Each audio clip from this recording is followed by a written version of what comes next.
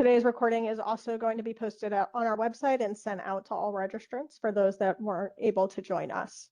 So before we begin, I'd like to introduce today's speakers. Portia Barrows received her bachelor's degree in nursing and has over 20 years of medical experience. She served 10 years in the United States Navy, where she had the honor of being part of the medical team for President George Bush, amongst many other executive and medical assignments. She holds vast knowledge in labor and delivery and mother-baby nursing, where she served as staff and charge nurse at Halifax Medical Center in Daytona Beach, Florida, and Inova Medical Center in Alexandria, Virginia. Throughout her medical journey, she held a position at a veterans-only mental health treatment facility called Heroes Mile, where the mission was to treat veterans by veterans. She has been with the Maryland Newborn Screening Follow-Up Team for 5 years and is passionate about taking care of and making a difference for the babies of Maryland. Kevin D. Brown was Corporate Quality Assurance and Operations Manager for Quest Diagnostics Incorporated for 37 years, and he began state service at MDH Laboratories Administration in the Newborn Screening Division as the Public Health Laboratory Manager in 2021. And I am going to go ahead and pull up the slides. Give me 1 second. I'm going to ask you all with us. This is our first webinar, also using Slido, which I think I got working because we've got a little free quiz. So we are going to work on that. 1 second to share.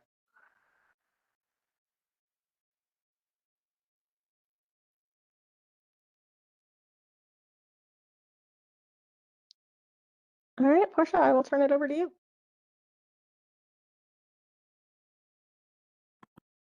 Okay. Hello, everyone. Thank you so much, Lauren, for that introduction. We are very excited to start this webinar with you all.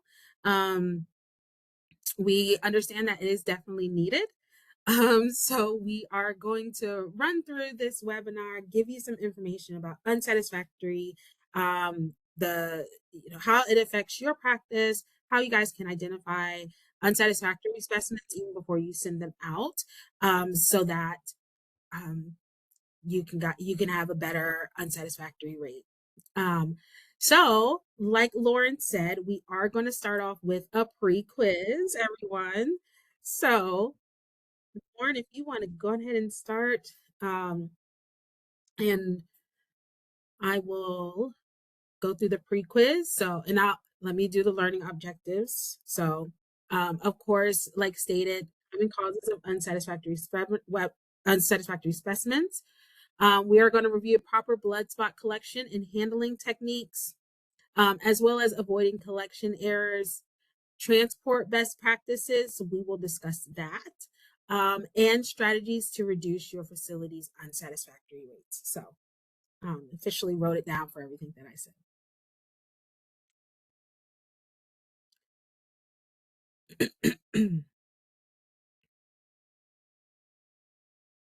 So, Portia, the first question is in the chat, and we're getting some responses. Okay.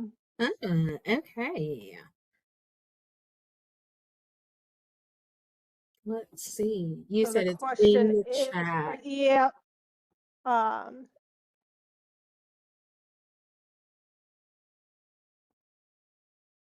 So what is the only force acting on a passive blood drop?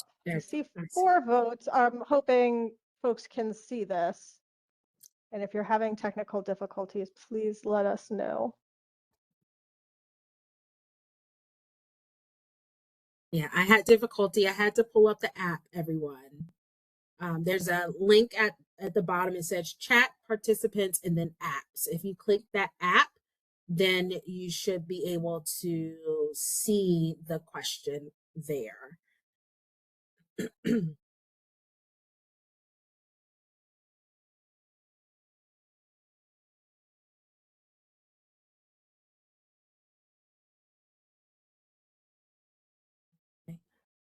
So Lauren, I know some people are saying they're having a hard time seeing the question. Do you still want us to just continue on or kind of troubleshoot a little bit more? Portia, if you have access, because I'm sharing, if you don't mind putting that link that I had in the Google chat with the code, then folks can also access it from there. Okay.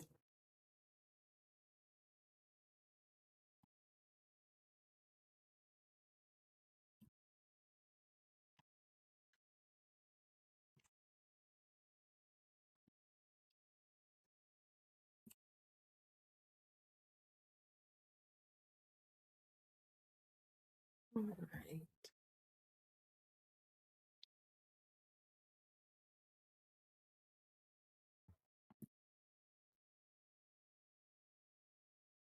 All right. Okay, I just shared the link. And then here is the code.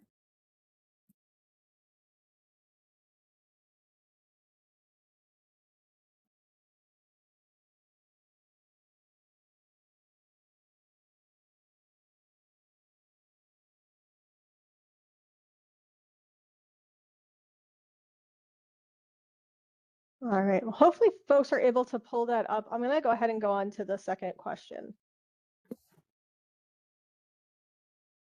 Or Portia, if you'd like to explain the answer to the first one before. Sure. So the answer to the first one was gravity. So I did see, I think it was like 75% or somebody that got it. The answer was gravity.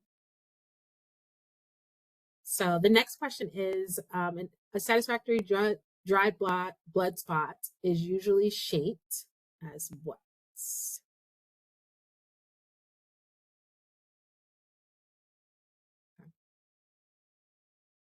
All right.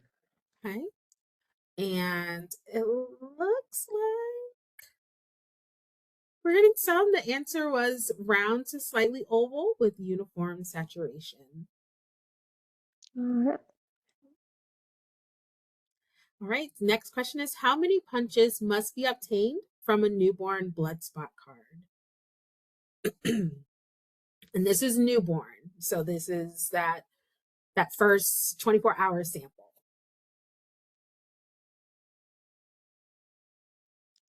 Oh, trip some people out. All right. So the answer is actually 11. So in order for us to do a full panel of the full newborn screening panel, it is 11 spots for the newborn. So, all right. Next question is, an irregular bumpy border around the spot most likely indicates what?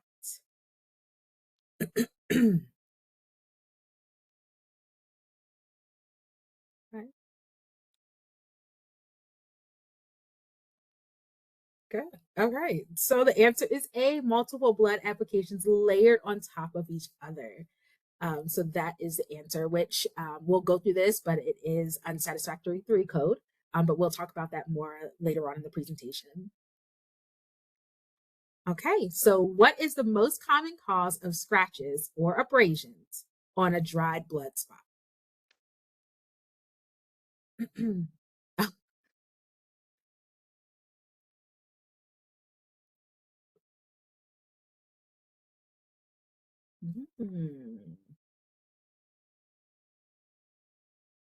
Okay. So the answer is actually mechanical contact with a capillary tube or pipette during application. And you will see this related to Unsatisfactory 2.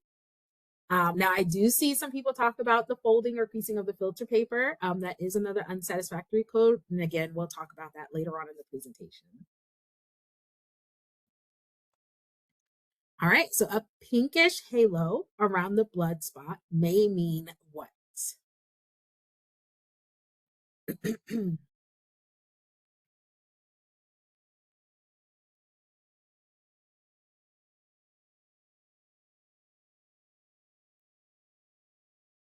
Okay. So this one was a little tricky. I this one was a little tricky. So I do kind of give. I see we got the 57% on that first one, but the answer is partial hemolysis or diffusion artifact. So that is the answer. But that one was a little bit tricky because we can see where there is contamination from like the alcohol swab and stuff as well. So.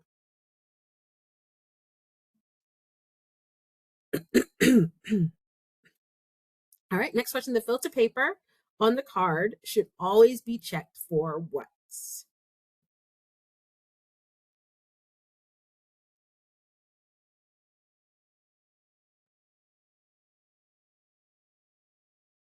This one's a little tricky too. I probably should have had an option of like E all of the above or something like that. So but this answer is integrity in absence of damage. So full tears or contamination. And again, that's related to UNSAT 6. Now, I will give it to the 64% that said the expiration date, because we want to make sure that the expiration date is correct as well as all the other demographic data. So do not throw that one away. Keep that in your pocket as well. So, all right. And just one last question. Layering in a dried blood spot specimen means what?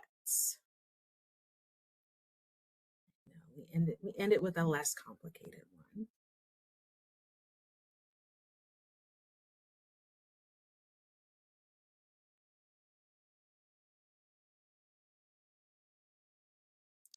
All right. So, yep, the 72%, it is adding multiple drops of blood to the same circle. And again, we are later on in the presentation, we are going to break down a few of the most common UNSAT codes and how they look like and how you can identify them. So, good job, everyone. And I hope at the end we will have a post quiz. But I hope that you guys will definitely learn a lot in this quiz. So, thank you so much. And I will now turn it over to Kevin.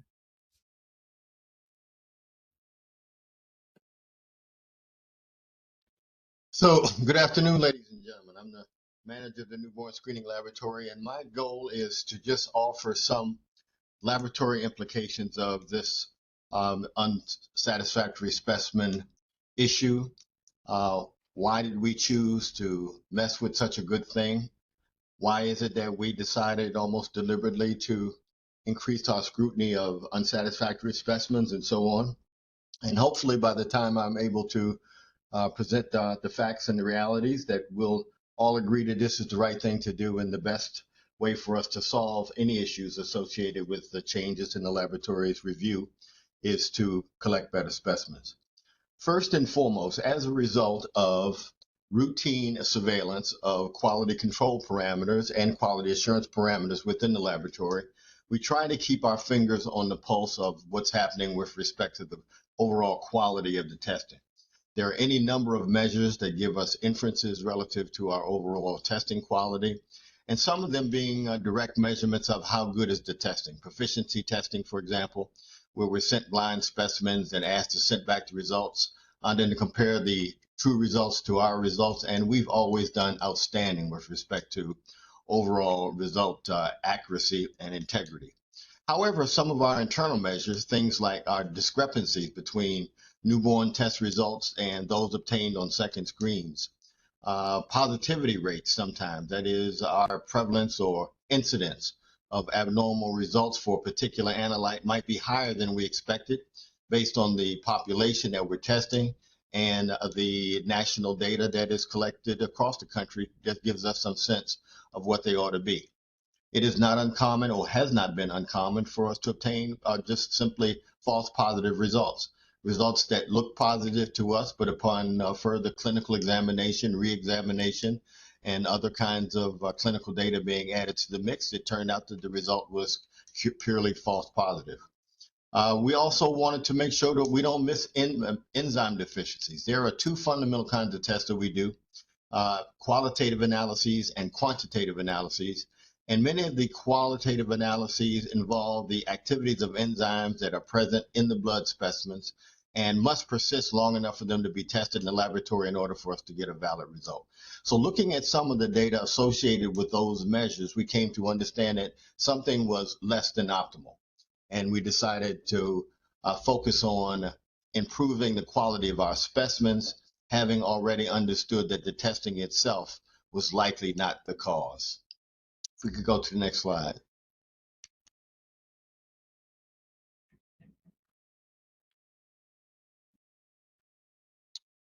Can someone turn the page for me? Who has the?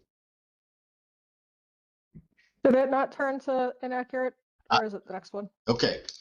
Inaccurate results, that's ultimately what I want to go back one, Lauren. Inaccurate results is exactly what I've implied by virtue of the quality or the aberrations in the quality data that we were looking at. What might be the cause? We've ruled out, at least in my opinion, the testing itself. That leaves the specimen. Why do we want to improve specimen quality? To improve the accuracy of results. It really is as simple as that. A very common question that I get, as I've spoken to many of you, is, Don, does it really matter? If I have a specimen that has an unsatisfactory result code, how much is it really going to affect the clinical presentation of that specimen? How much does it really matter? And there's a couple of approaches to that. And the shorter answer is it depends.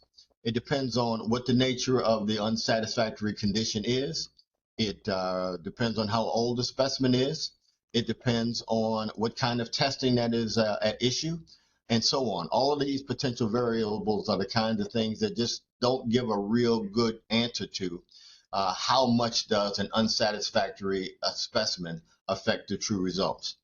We have not a lot of national data on or studies on how much does unsatisfactory specimen condition affect the results, again, for many of the variables that I've mentioned before.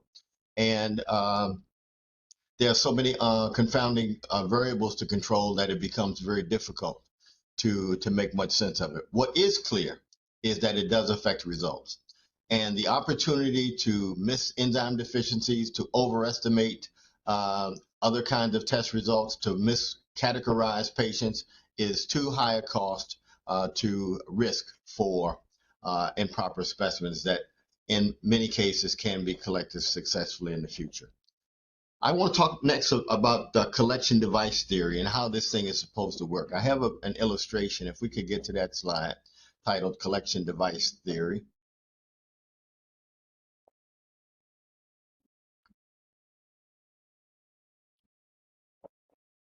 That one, okay.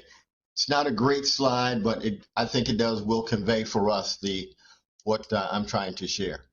Basically, with respect to the standardized, well-characterized collection devices that are used for these specimens, there are basically secrets built into them that allow us to do what we need to do. What many of you may not realize is that this standardized and very customized filter paper associated with these collection devices provide for us the opportunity that with a properly collected specimen, every circle will contain 75 microliters of whole blood. That really is the key to our being able to perform quantitative analysis in the laboratory. Qualitative analyses depend less heavily on the amount of specimen ultimately, but that first collection criteria. Have we filled the circle, and does that circle, by virtue of the width and thickness of that particular filter paper, contain 75 microliters of blood? As has been suggested by some of the comments earlier, we have to take now 11 separate 3.2 millimeter punches from that circle, and our taking so many of them presumes homogeneity of the blood concentration across the circle, and that every one of those punches contains 3.1 microliters of whole blood. Therein lies the basic ability to perform accurate quantitative analyses.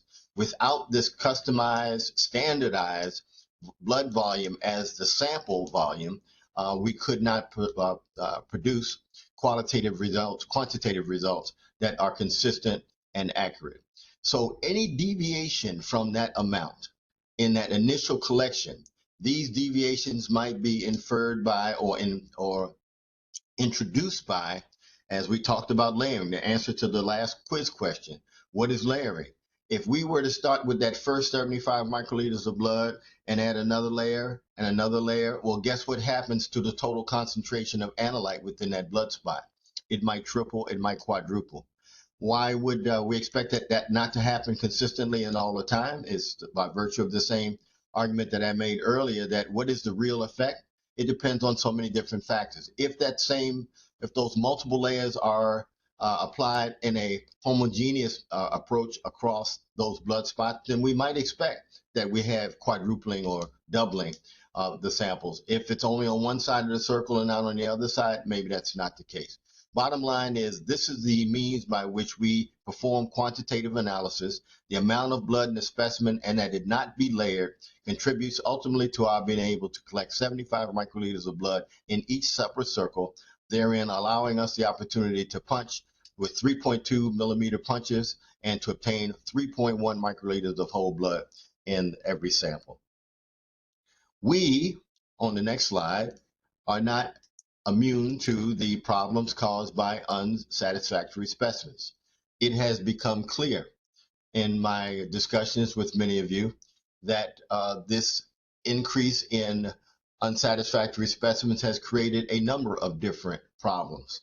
But we want to share as well that it is not arbitrary for us, because it creates even more problems for us in the operational concerns. For example, there are special procedures that are designed in the laboratory to discriminate unsatisfactory specimens from those that are not. There is a different routing and testing process that allows the reporting and immediate reporting of these specimens to you, as well as providing the testing. There are issues related to repeat testing that are involved in unsatisfactory specimens. That is, if I have a sample that was understood to be satisfactory for 11 punches, but one of the analytes needs a retest in order to confirm an abnormal result, I may not have enough specimen of good quality to complete the retesting. And in those cases, we have to report to you a less than optimal screen, some analytes being performed and other analytes not being tested, most likely because lack of good specimen, which would reflect itself on your reports as UNSAT 1. Then obviously there are the metrics and feedback. The metrics, we are keeping track on how many more or less unsatisfactory specimens that we have. Where are they coming from? What is the distribution of those kinds of unsat specimens across birthing centers, as well as those submitters from second screen specimens? And these things lead to obviously your feedback, your concerns, and our necessity to conduct sessions like this to explain what it is we're doing, why we're doing it, and more importantly, to prove or at least encourage that we'd all understand the value of what it is that we're doing. There are also some cost concerns. How does this affect the laboratory? How does it affect all of us? Because there are some cost concerns. The funding model on the next slide is for newborn screening is a bit unique in the United States, in that we have what I like to call an all-you-can-eat funding model. And basically what that means is that you pay once for the newborn screen, usually born directly by the birthing center, and every specimen test that is performed after that on the same baby all goes under the same cost. That current price is $163.74. And without a lot of detail, I will share with you just quickly and candidly, doesn't come close to covering what the actual costs are.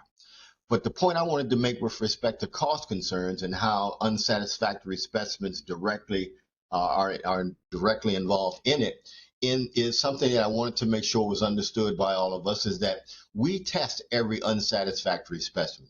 It is very often I've heard suggestions from feedback that I've gotten from you that you take these specimens, you throw them away, you discard them, and that's not true. Obviously, we take very care to make sure we report them to you, but maybe you don't understand that every single unsatisfactory specimen is tested anyway. Well, why would we do that? Two reasons. First, there is the understanding that we perform two kinds of tests: qualitative analyses and quantitative analyses. Qualitative analyses like hemoglobinopathies screening, as well as molecular screening for SCIDS, SMA, and cfDNA. Those don't require necessarily a particular quantity, and I can usually obtain a reliable result from testing those. However, all of the quantitative analyses, which is everything else on the screen, are likely and are potentially, and more often than not likely, informed by or confused by an unsatisfactory specimen. I test them so that I can understand, is there a result that's obtained from one of those quantitative analyses that is so extraordinary that it must be understood to be likely subject of a underlying um, abnormality. These are very often judgment calls. We involve our division chief in making those expert determinations, but it's a bit hairy, if you will, to have a specimen that is unsatisfactory. It yields an unsatisfactory result. And my question now is this real, or is this something that we need to retest to be sure? So obviously, with respect to our interest in the clinical well-being of the patients, we will always opt for the most conservative approach. That is to suggest and to recommend that the specimen be recollected. But we do have the data from the original UNSAT specimen that gives us some sense and confirmation of what ultimately may have been understood from that first specimen. And the point that I alluded to earlier, every time we repeat an UNSAT, and I've heard from many of you who I've repeated this specimen 4 times for unsatisfactory results. And I just wanted to be clear that every time we perform another one of those, it's another specimen that's performed per an unfunded mandate. So although there was $163.74 performed for that newborn screen, we may have actually done 4, 5, 6 different tests, and that's one of the primary reasons why the costs are unsustainable, the funding model. But that's a topic for another day. And finally, the care implications. As we've suggested before, it is very clear on the last slide that this has created trauma for patients.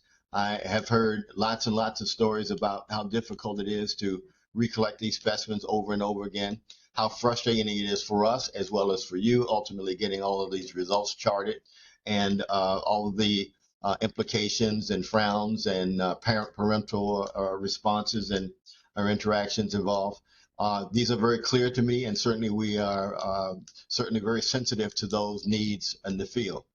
And we ask ourselves finally, in light of our need to have a good specimen in order to make a chartable result, there's really no way around that. What are some of the alternatives, and how do we approach this? Well, first, I've alluded to earlier in that I do test every specimen. And in cases where there are extraordinary cases where we have made repeated attempts to collect satisfactory specimens on a particular baby, the data that we did derive from all of those unsatisfactory specimens, we have it, and we are willing to discuss it and make some reasonable and and careful judgment about whether or not we need to perform the second screen or complete it in the first place, whether or not we can rule out a particular condition or not. Certainly, again, as I pointed out, by virtue of the laws of the state and the federal government, I can't post those results, but the data that we have as clinicians, we certainly can share it and make our best sense of it.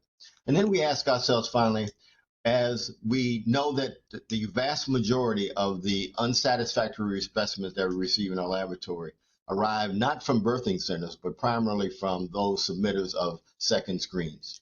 And I'd just like to finish by suggesting that there is a lot of discussion inside the state of Maryland, as well as across the newborn screening community, asking ourselves ultimately, how important is this very frustrating specimen anyway? What's the value of the second screen? There are lots of arguments for it. There are arguments against it. I won't go into any of those, but certainly some of the things that we have, I've shared with you earlier in the presentation about the newborn screen doesn't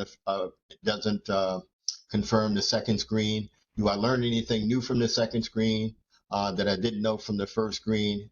And all of those questions are among those that remain to be answered by the newborn screening community and the state of Maryland specifically with respect to how to manage the costs and ultimately how to resolve some of these issues with unsatisfactory specimens. So with that, I can turn it back to Lauren.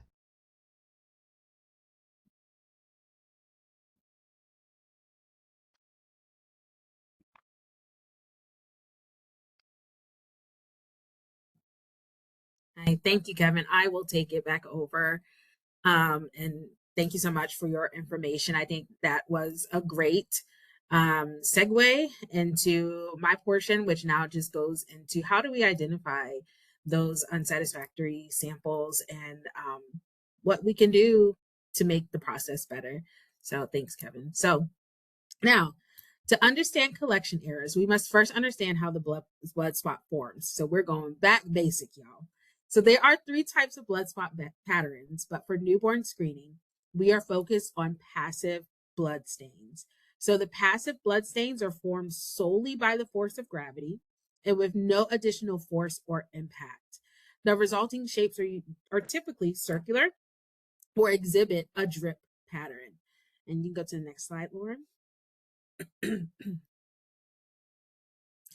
Now, because passive blood stains are formed by gravity alone, they tend to form a circular shape, as you can see here in this illustration. And it's circular or it can be slightly oval. So we do see the 2 types, either nicely circular or slightly oval. Now, the drip patterns occur when the blood is dripping from the source. And then if you then move it, it forms that trail of the passive stains. So that's where we then have when you're filling out all the blood spots. You can go to the next slide.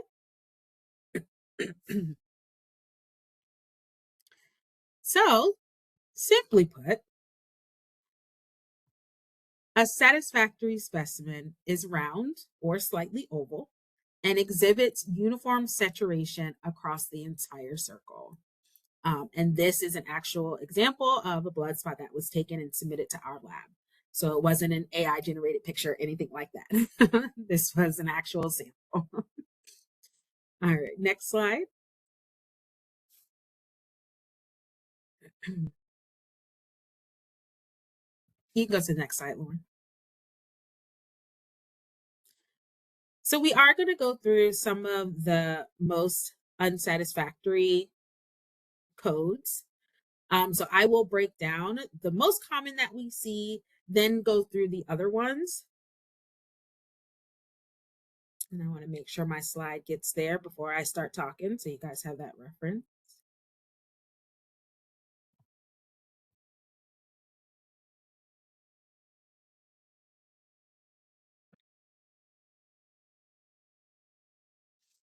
Uh-oh, way ahead.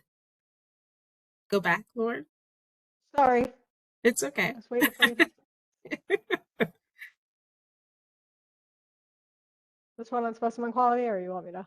No, I'm back to the most common unsatisfactory codes. So back a couple more.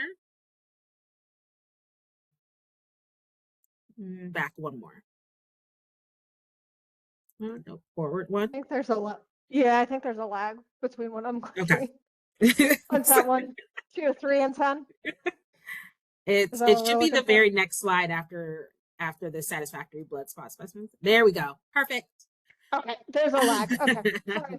No, it's all right. Okay, so like we were speaking about earlier, the most common unsatisfactory codes that you have seen and that we see in our data is unsatisfactory 1, which that's insufficient blood.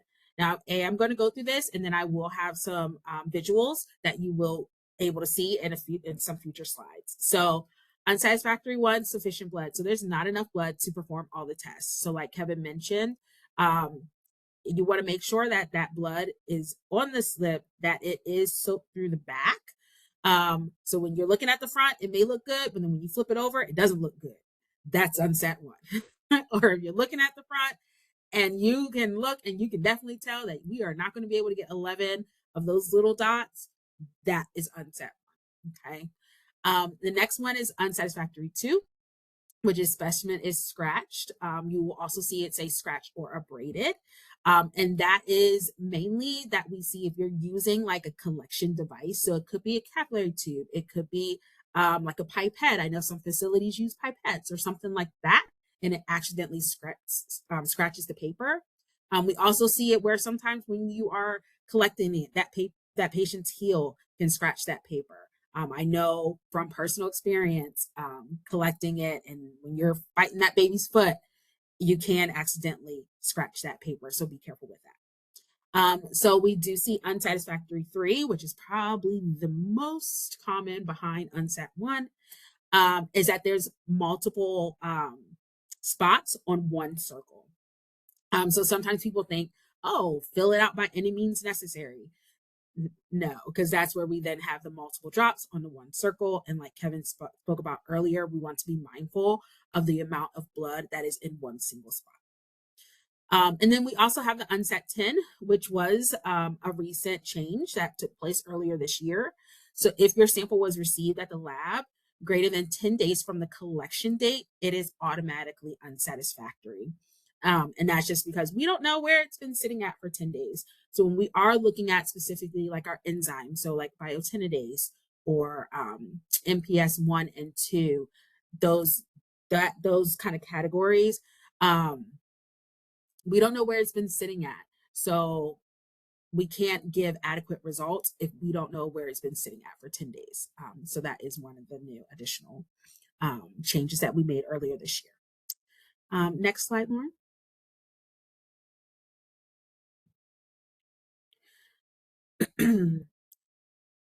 So the next group of slides or the next group of codes is going to focus more so on specimen quality. So we have UNSAT 4, which the specimen is streaked with blood clots. I feel like that's pretty self-explanatory. UNSAT 5, the specimen has serum rings, appears diluted, contaminated with alcohol or formula.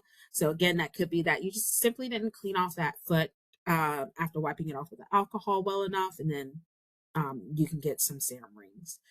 UNSAT 6, filter paper is stretched, wrinkled during collection, or contaminated by ink. Again, I know that collecting that newborn screening, it is a technique to master. And when you're navigating kind of everything, it can throw you off. So just be careful with that. I lost my slides, but I will keep going. We do have unsatisfactory. Sorry about that. They're coming back up. It's okay. Yeah. We do have unsatisfactory 8, where the blood spot is not done drying before we mailed it out. So the updated recommendation before it was set it out for 4 hours. Now it is 3 hours. So if you set it out to dry for 3 hours, and definitely not near like a heat source or anything else, so just a countertop that's flat for 3 hours, and then mail it off. So that is an updated recommendation. So UNSAT 12, which is simply there's no blood. What happened? There's no blood. So that is UNSAT 12. UNSAT 14, the blood did not elute from the filter paper, preventing accurate results. All right, next slide. All right, now we have more like administrative and transport UNSAT codes. So UNSAT 7 is essential identification, categorization, interpretation, and follow-up information was missing. UNSAT 11, specimen was damaged. Lost in transit, again, if we receive greater than 10 days, it would kind of fall under the UNSAT 10, but that is a separate code. We don't really see that too often. We pretty much categorize that as UNSAT 10.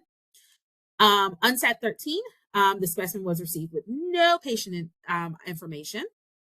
And then we also have UNSAT 17, where there was a discrepancy in the patient's identification. So what it is that what was handwritten is different than what the hospital sticker says, and vice versa. So we have seen those. So just when you guys fill out that lab slip, have multiple steps that you guys can recheck that demographic data to make sure that everything is accurate and all the information is filled out correctly before you ship it over to us. Okay, next slide. Okay. And now we just have 2 others that you may have seen. UNSAT 9, which is unable to obtain satisfactory test results. That could go into what Kevin was mentioning, that if we do see an abnormal result and we have to retest it again, and then it's just for whatever reason, we are just not able to get a good test result, we will declare UNSAT 9. And then we do see UNSAT 15, which is the parent refused. So those are the most, or those are all of our unsatisfactory codes. Now we're going to go into looking at those specimens to make sure that they're acceptable before sending it out. So when we receive the specimens here at the lab, our scientists do use this criteria when declaring if it's a satisfactory or unsatisfactory sample. So we do have the size, shape, texture, appearance, and then the information on the card. And so we're going to break down each one. So next slide.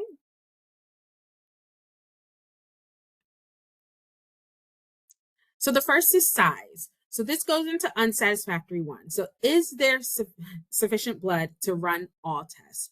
So you must assess the quantity and size of the dry blood spot. And like mentioned earlier, newborn specimens, so any specimen received less than 7 days of age, we need 11 spots. The subsequents for any specimens for the baby greater than 7 days of age, we need 5 spots. Something you might also notice now, if you haven't received them yet, it will be coming your way. We have increased the spots on our lab slips. So the newborns have gone from 5 spots or 5 circles, let me say that, or the newborn has gone from 5 circles to 6. And then the subsequent have gone from 4 to 5. So just to let you guys know that. So when you're looking at that, you just want to make sure. And like I mentioned earlier, if you look at the first example here, there just wasn't enough blood. The second and the third pictures here, the front of the card looks great. Well, I wouldn't say looks great. I mean, it probably was like unset 3, but you're thinking like, oh, we filled up all the circles, and then you flip it over on the back and you see that it's not soaked through. So that's definitely something that you want to keep in mind when you're visually inspecting your samples. Next slide.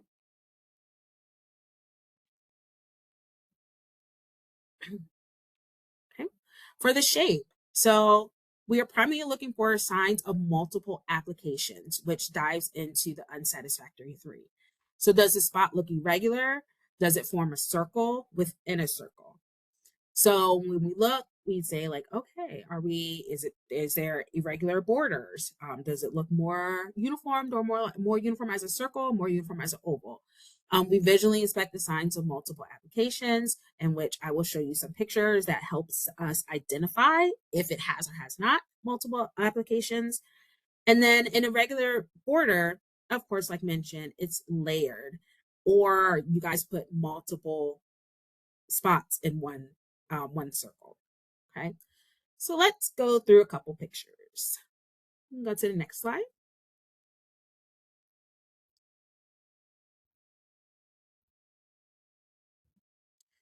All right. So when we're looking at this, I feel like this is pretty evident. You can definitely tell it is not a uniform circle or oval. You can tell that there is multiple applications of blood spots that just kind of spilled out throughout the circle. Again, we do not want, oh, I got to fill the whole circle by any means necessary.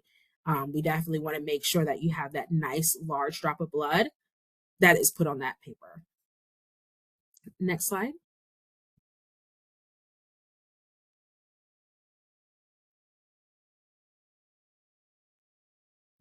Okay. And then this is just another example of what an unsat 3 would look like. All right, next slide. Okay. And here's another example. As you can see, that irregular border. Next slide. All right, and here's another example. And you can definitely tell, even though it's like, oh, it's, somewhat looking like an oval, but no, we can definitely tell that it was layered because you have that line there.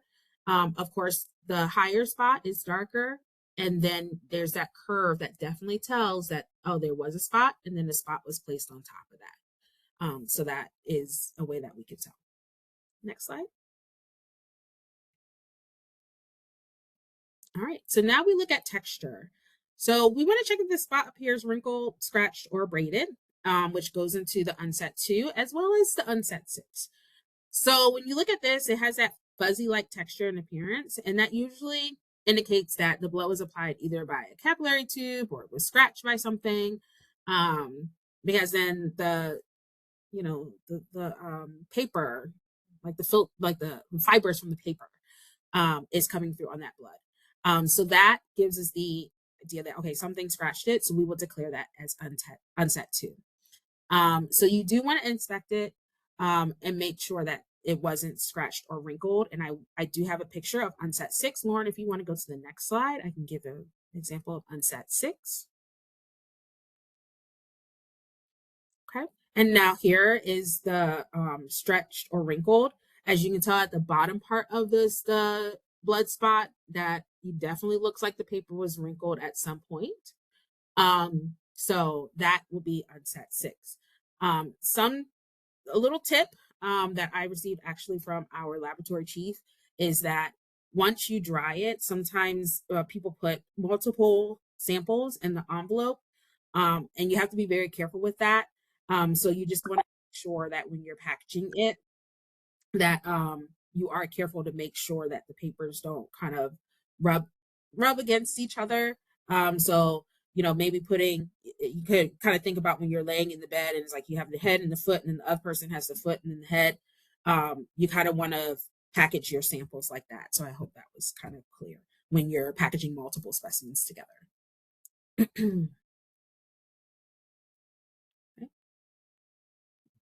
All right, now we're going to go into the appearance. So appearance covers a few issues. Do the spots have clots or appear to be contaminated? Do they have the pinkish hue around the border? So again, with appearance, we're looking at unset 3, unset 2, unset 6, unset 5, unset 4. And Lauren, if you want to go to the next slide, we'll have a few examples.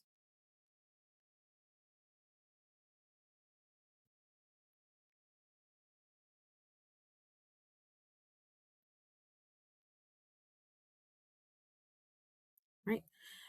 So here we're looking at, on the left side, we're looking at the unset 5. As you can see, there is some serum rings in the midst of that. So we can definitely tell that something contaminated it. It may not necessarily be alcohol. It may be something else. We don't know. But we can definitely tell that something contaminated that sample.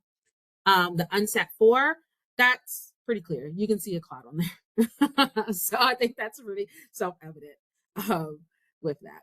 All right, next slide.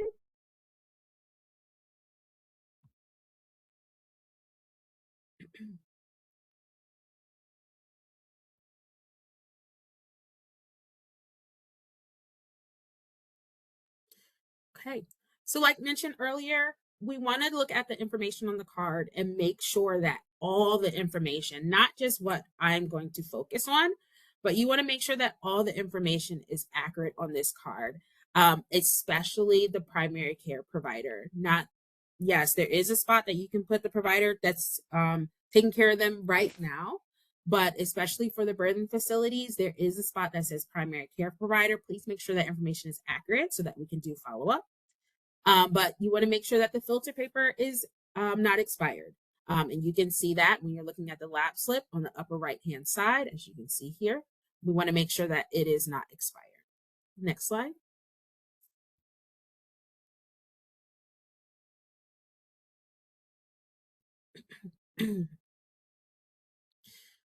Like we stated before, the receive date. When was this specimen collected, and then when did we receive it? If you look at the left-hand side of this lab slip, right underneath that barcode, there is a date. That is a date that we received the specimen in our laboratory building. So we look, when was the blood collected versus when we received it? And if it is greater than 10 days of age or greater than 10 days from when the specimen was collected, we do declare it unsatisfactory. Next slide.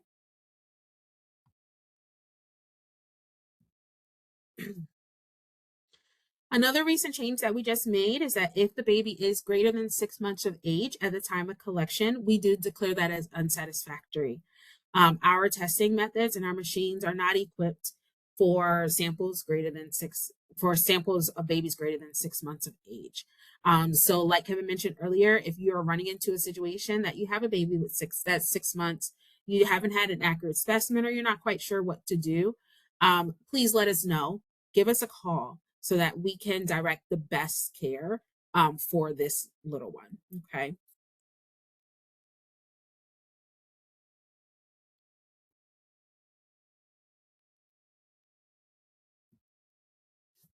All right, next slide. Okay, so now I'm going to kind of briefly go because I know we're at 12:53 and there's a couple things that I definitely want to get through. So as far as the collection process, you can see this diagram on the back of the lab slips as well. So just as well as going on our website and getting this, you can also see it right there on the back side. So the puncture sites will only be on the medial or lateral portion of the plantar surface of the heel. The shaded areas in the diagram show the best sites, okay? And using these areas help to prevent possible damage to the heel, heel bone, nerves, and arteries. Next slide.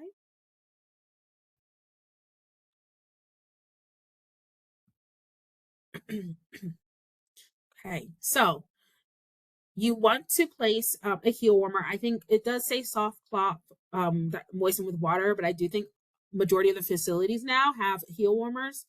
So my suggestion here is put the heel warmer on the baby, take a clean diaper and wrap the diaper around that heel. Wrap that baby up nicely so that it can settle down, get nice and comfy, nice and settled. And then you can go and set up your equipment, set up everything you need, have mom recheck that demographic information on the lab slip. By the time you finish doing all of that, setting up all of your equipment, that heel should be nice and warm for you. And then you'll be able to get a really good sample. Now, you can do it to where the mom is holding the baby. Just make sure, of course, we're going to use gravity as our friend. So make sure that head is higher than the feet. If you are able to have a bassinet, I know some facilities, you probably still have the older school where you can adjust that bassinet and you can tilt it upwards. That would also be great as well. Because again, we want gravity to be in our favor. Next slide. All right. So I did go through, I do have this on here. I feel like this is self-explanatory. When you are, once you wipe that heel with the alcohol, please make sure it's dry before you poke it. Poke the baby's heel. Once you poke the baby's heel, make sure you wipe off that first drop of blood. So the same way as if you were taking like a blood glucose, wipe off that first drop of blood. Allow a nice large blood drop to form. And then there you go. You have that passive blood spots that we were talking about earlier that you will be able to then go. Okay. Next slide.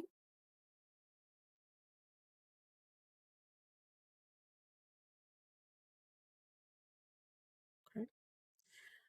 So one thing that I want to mention is, and I think I did see a question pop up, and I probably will answer this for you. I think it was from Karen. I'll definitely answer this right now for you. So if a baby is not a bleeder, so, you start off, the baby's a good bleeder, and then as you go along, it kind of tapered off, or the baby just wasn't a good bleeder at all. So you want to then not milk the heel. Do not milk the heel to try to get more blood to come out. Just, clean that heel, put a Band-Aid on that little site, and then try a different site. So it may just be that it wasn't a good site. And it could just be the baby's just not a bleeder. But I do suggest, if that blood flow diminished, clean a new site, repeat the process on another site. Okay, next slide. So we do have a collection video here, and Lauren, it is going to start where I want it to start, but I am going to have to tell you when to stop it. But I do think this is a great collection video, and we can just take a couple minutes to look at that.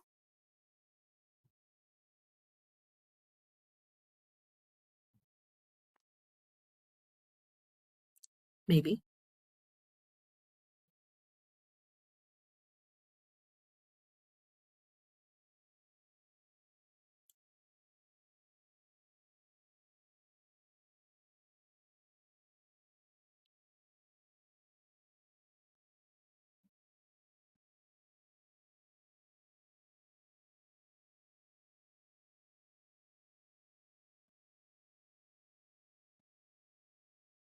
The collection device.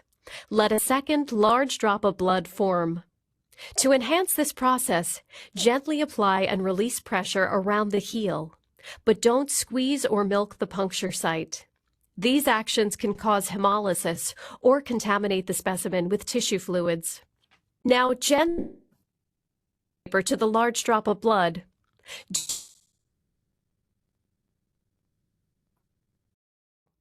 Let the blood soak through and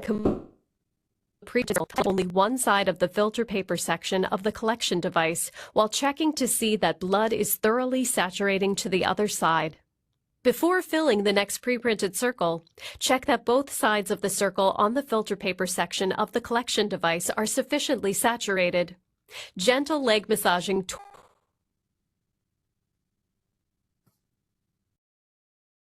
for each pre-printed circle, keep the filter paper section of the collection device against the top until you see the blood soak through and thoroughly saturate the paper.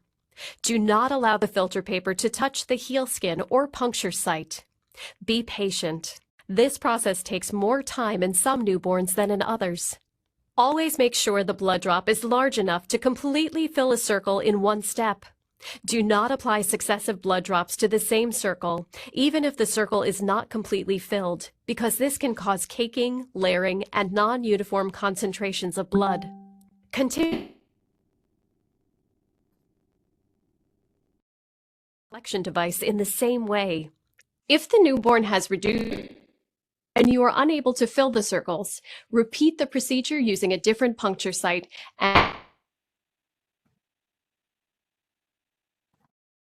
sterile gauze pads, according to institutional policy. Always begin with an empty pre-printed circle and continue to fill the remaining circles on the same specimen collection device. When you have filled the required